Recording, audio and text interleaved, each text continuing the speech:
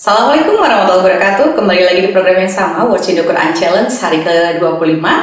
Seperti biasa kita buka dengan basmalah. Bismillahirrahmanirrahim. Melanjutkan dengan salawat. Allahumma sholli ala sayyidina Muhammad wa ala ali sayyidina Muhammad.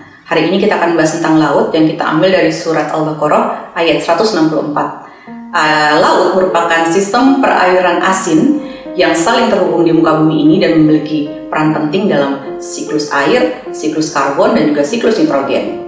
Air laut yang terasa asin itu berasal dari saat hujan turun, lalu kemudian ia meresap ke dalam tanah, kemudian di dalam tanah ia mengangkut mineral-mineral yang ada pada daratan, kemudian ia menyusuri sungai, lalu kembali ke laut, dan pada saat di laut ia menguap kembali karena panasnya sinar matahari, tapi yang menguap hanyalah airnya saja, sementara mineral-mineral garam yang didapatkan dari daratan tidak ikut menguap. Hal inilah yang menyebabkan kenapa air laut menjadi asin.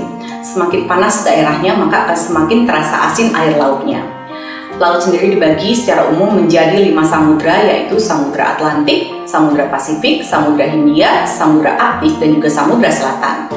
Laut memiliki manfaat bagi kehidupan, diantaranya adalah sebagai tempat rekreasi dan sarana hiburan, pembangkit listrik, sebagai tempat hidup berbagai jenis sumber makanan, sebagai tempat keberadaan bahan-bahan tambang, sebagai jalur transportasi air, sebagai tempat penyimpanan cadangan air, sebagai tempat pencarian nelayan, sebagai penyerap karbon dioksida, dan juga sebagai penentu iklim dunia.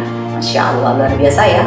Namun laut juga berpotensi besar sebagai ancaman sumber bencana seperti tsunami dan juga siklon tropis. Masya Allah, betapa maha besarnya Allah, betapa maha berkehendaknya Allah, dan juga sangat berkuasa. Kekuasaan Allah terhadap laut ini, teman-teman, ada digambarkan dalam kisah Nabi Musa alaihissalam. Saat itu Nabi Musa diperintahkan oleh Allah untuk berdakwah kepada kaum Bani Israel dan juga Fir'aun agar kembali menyembah Allah. Namun karena Fir'aun merupakan penguasa yang zolim, sombong, dan mengaku dirinya Tuhan, ia menolak mentah-mentah dakwah Nabi Musa alaihissalam. Bahkan ia berencana menyingkirkan Nabi Musa.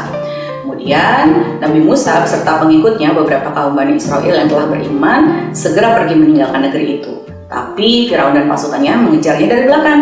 Lalu saat Nabi Musa sampai di tepi lautan bersama pengikutnya dan mereka kebingungan akan berjalan kemana lagi agar terhindar dari kejaran Firaun dan pasukannya, Allah memberikan mukjizat kepada Nabi Musa berupa kemampuan untuk membelah laut sehingga terbentanglah jalan agar mereka bisa sampai ke tepi lautan lainnya.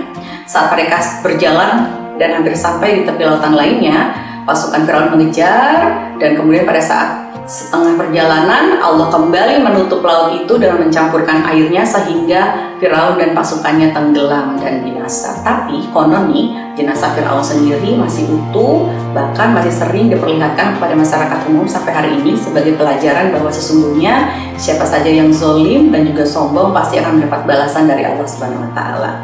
Masya Allah, mudah-mudahan kita termasuk orang yang dijauhkan dari kesombongan dan juga kezoliman ya teman-teman. Baik, kita cukupkan sampai di sini dengan baca hamdalah alhamdulillahirabbil alamin disambung dengan doa kafaratul majelis. Subhanaka Allahumma wa bihamdika asyhadu alla ilaha illa anta astaghfiruka wa atubu ilaik. Jangan lupa klik tombol like, share, dan subscribe.